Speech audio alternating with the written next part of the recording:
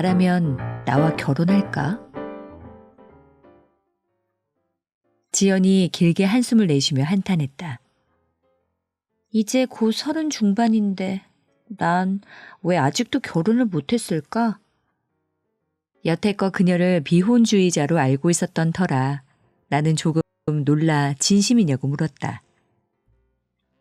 그러자 지연은 자기는 어릴 적 꿈이 무려 현모양처였다며 현란한 손짓으로 자신의 머리 끝부터 발끝까지 가리켰다. 날 좀 봐. 잘 보라고. 얼굴이면 얼굴, 몸매면 몸매, 빠지는 구석이 없는데 어째서 목숨 걸고 쫓아다니는 남자 한 명 없이 지금껏 싱글인 거냐고. 신이 날 싫어하나? 나는 그만 웃고 말았다. 매력적인 외모는 몸을 동하게 하지만 평생 함께 하겠다는 결심을 하려면 마음이 동해야 한다. 그리고 몸이 동하는 것과 마음이 동하는 것은 전혀 다른 일이다. 그럼 마음이 동하게 하려면 어떻게 해야 되는데? 지연의 질문에 나는 이렇게 되물었다.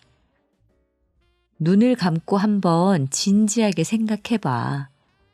네가 남자라면 너랑 결혼할래? 지연은 눈을 감고 상상해 보았다.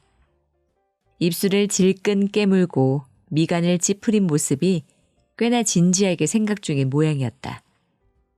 하지만 다시 눈을 떴을 때 지연은 잔뜩 풀죽은 얼굴이었다. 왜 그래? 망했어. 아무리 열심히 내 편을 들어봐도 긍정적인 답이 안 나와. 어째서? 내가 정말 열심히 생각해봤거든? 내가 남자라면 나 같은 여자는 어떨까? 성질 더럽고 말버릇 험하고 밤새워 놀기 좋아하는 여자랑 과연 결혼하고 싶을까? 돈 모으는 재주도 없고 살림도 못하고 소파 위에 옷을 산처럼 쌓아두고 3개월마다 한 번 치울까 말까 한 여자랑? 아니, 절대 결혼하고 싶지 않아. 나는 웃음을 터뜨리며 그녀의 어깨를 토닥였다.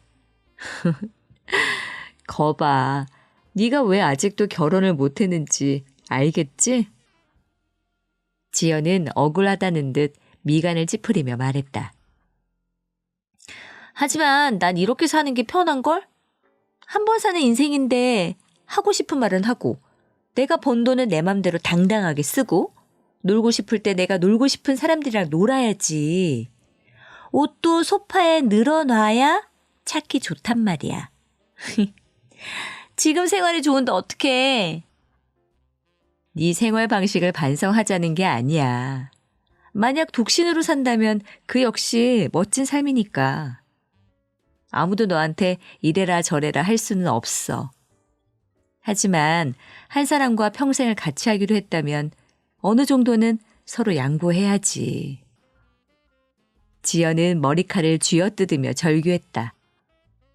그럼 대체 난 어떻게 해야 품절녀가 될 수 있다는 거야? 상대의 조건을 따지기 전에 먼저 너 자신의 조건을 제대로 이해하는 게 제일 중요해. 나는 친절하게 웃으며 그렇지 못한 돌직구를 날렸다.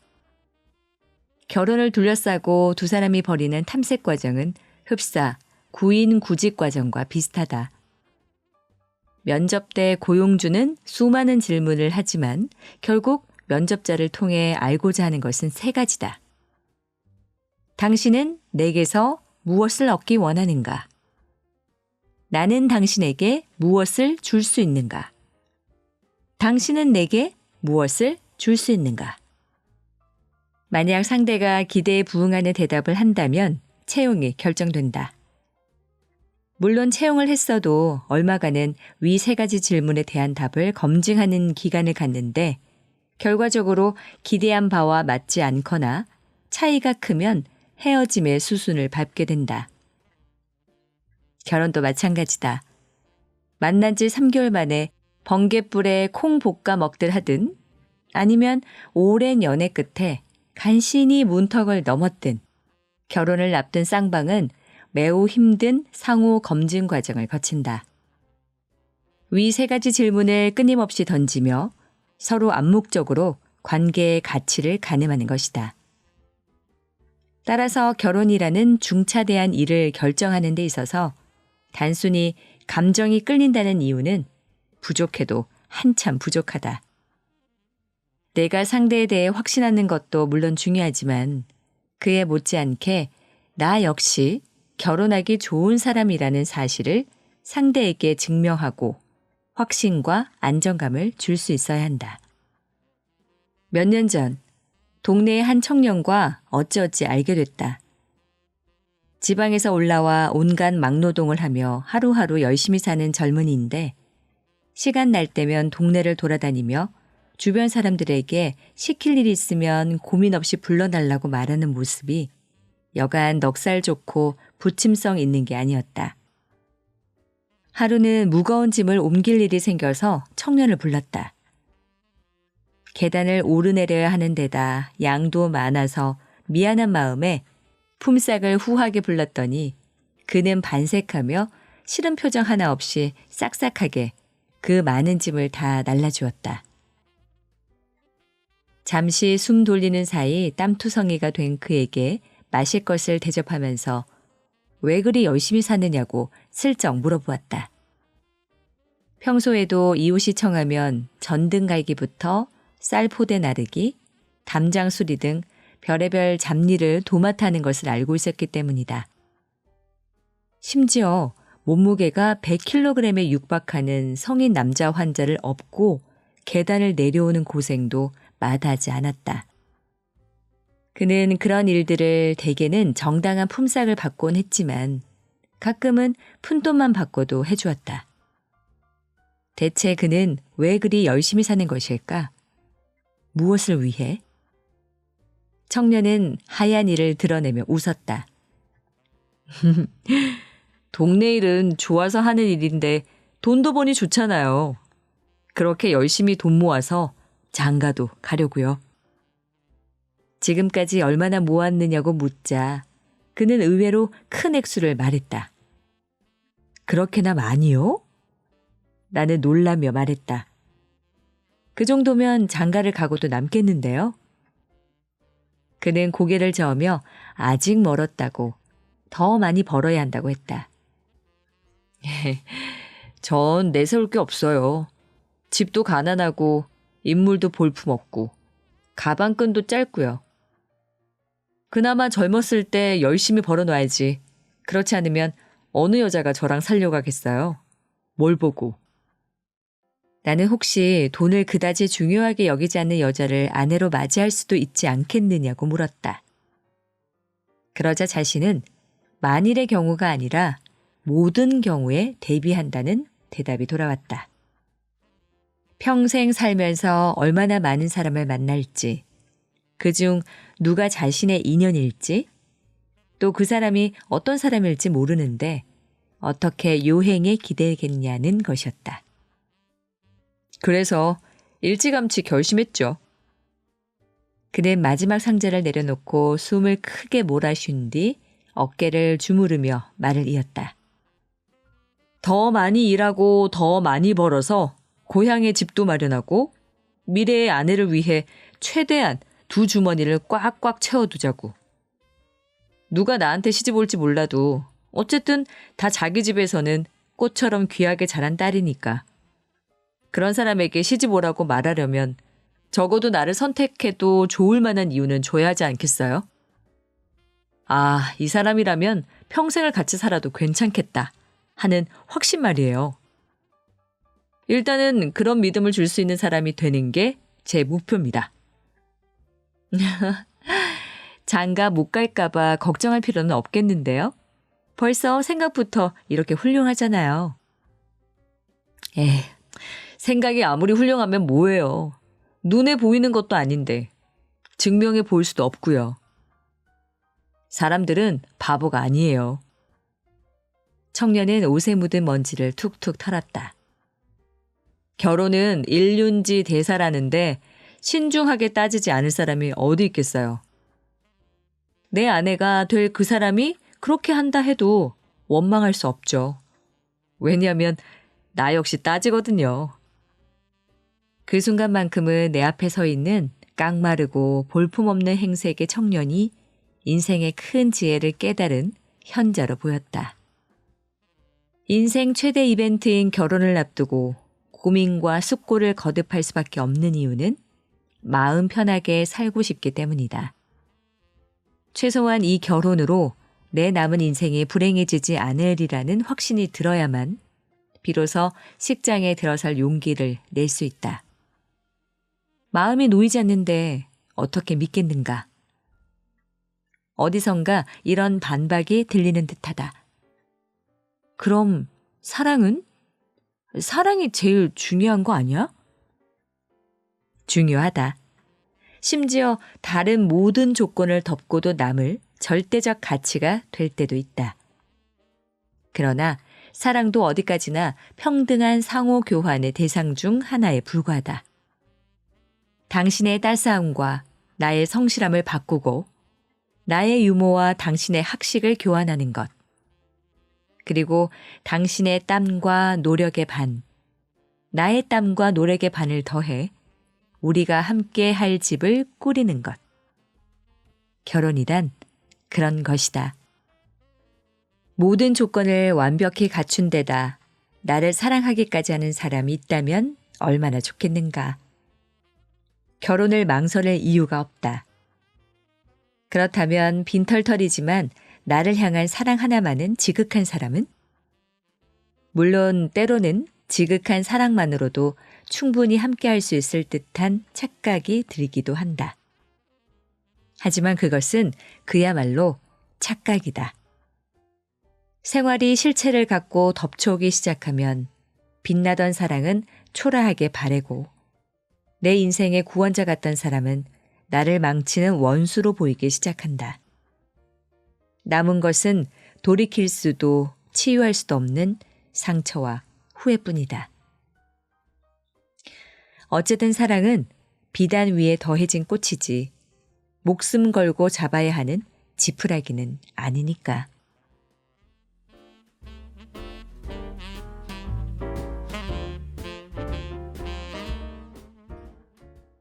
사만다는 국내 정상급 비즈니스 의전 교육센터의 원장이다.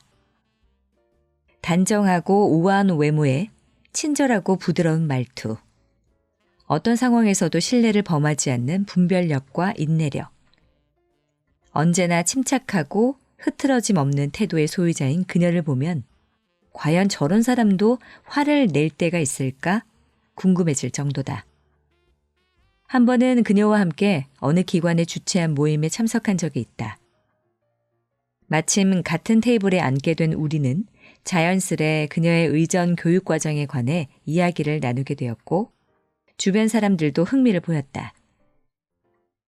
그런데 한 남성이 갑자기 끼어들더니 수강료가 얼마냐고 물었다.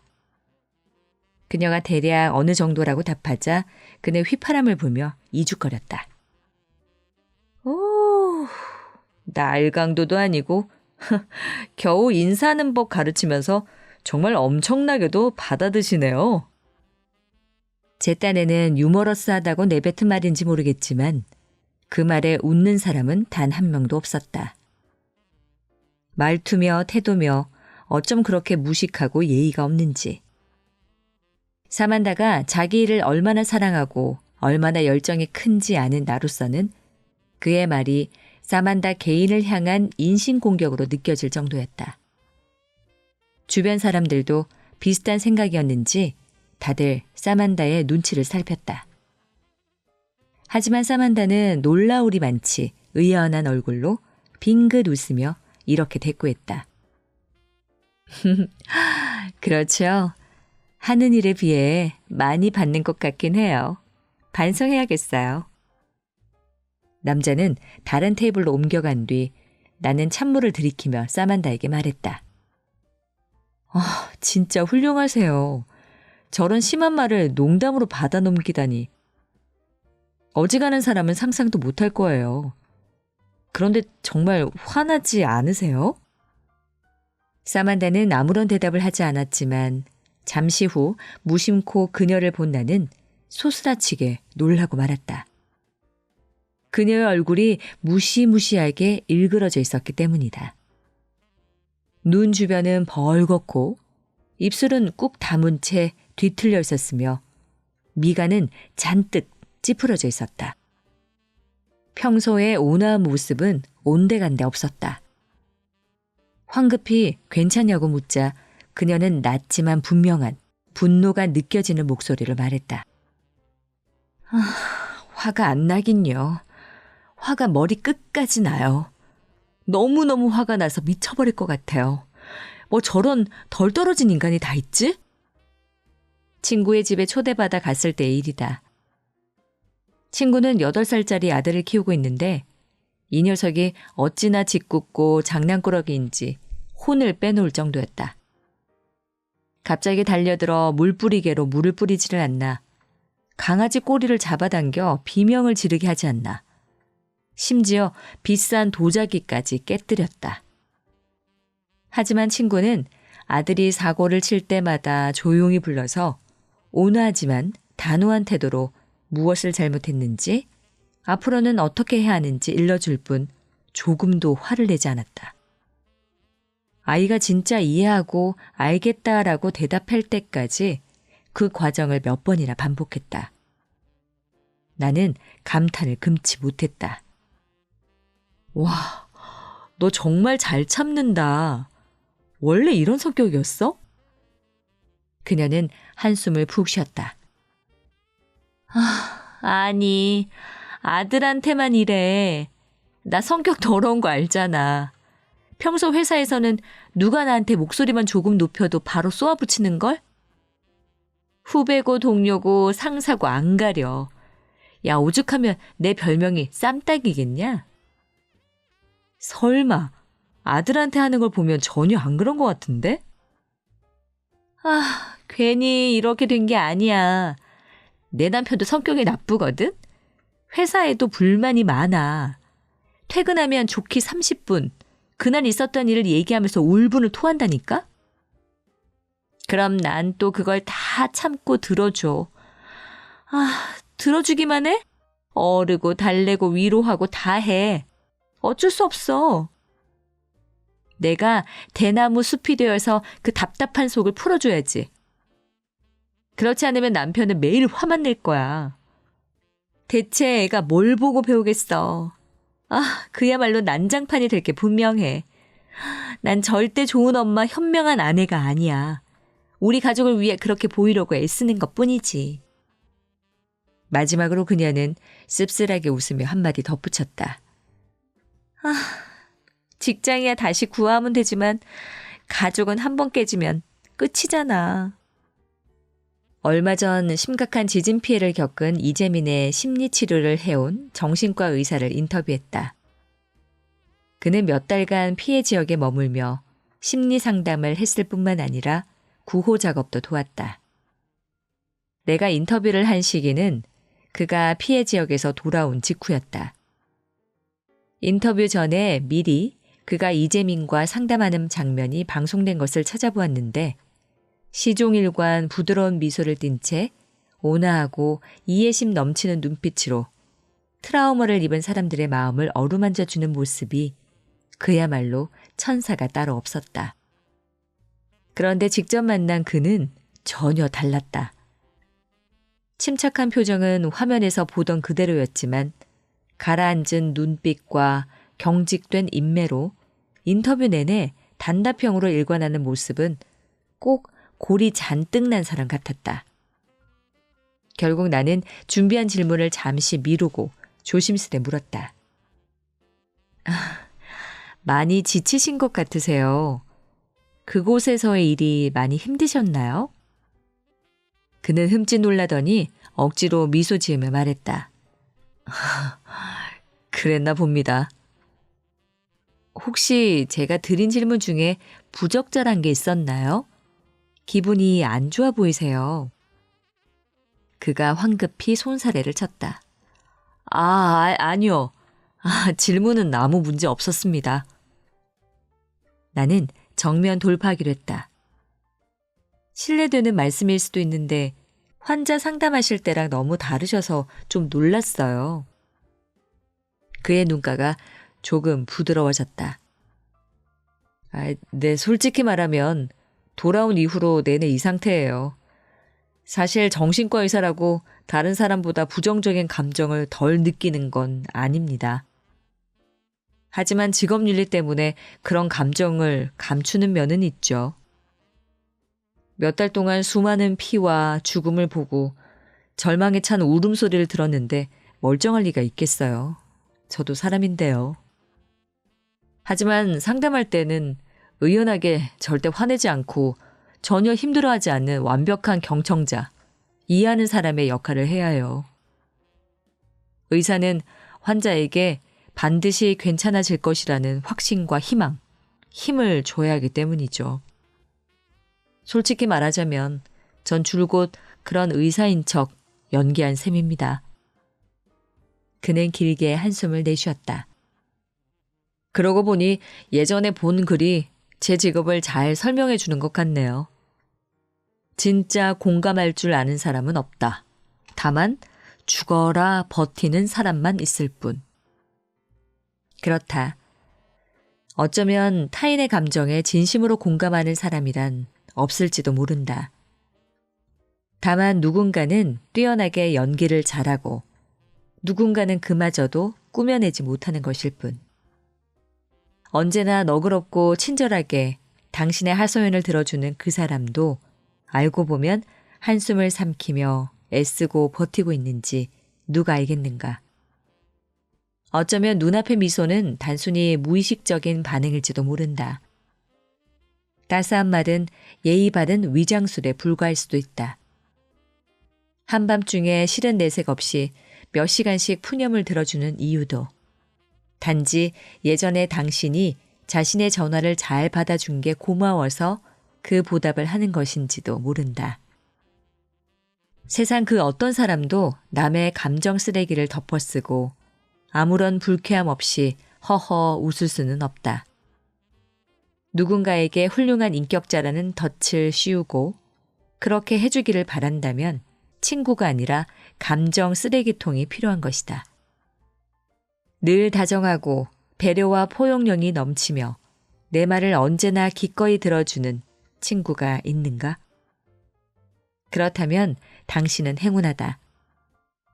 부당한 대우를 받지 않는 한 그 친구는 계속 그런 친구로 남을 것이다. 사람은 공감을 잘한다는 말을 칭찬으로 받아들이며 칭찬받는 행동을 계속 유지하고자 하는 기묘한 관성에 쉽게 사로잡히기 때문이다. 그래서 친밀한 관계 유지를 위해, 사업상 협력을 위해, 체면을 지키기 위해, 심지어 단순히 화목한 분위기를 위해 훌륭한 인격자의 가면을 계속 쓰고 있을 수 있다. 하지만 비록 가면이라고 해도 그런 모습을 계속 유지하려 노력하는 것만으로도 이들은 충분히 선하다. 그러니 주변에 이런 사람이 있다면 무리하게 바라지 말고 그저 그들의 존재에 만족하고 감사해야 한다.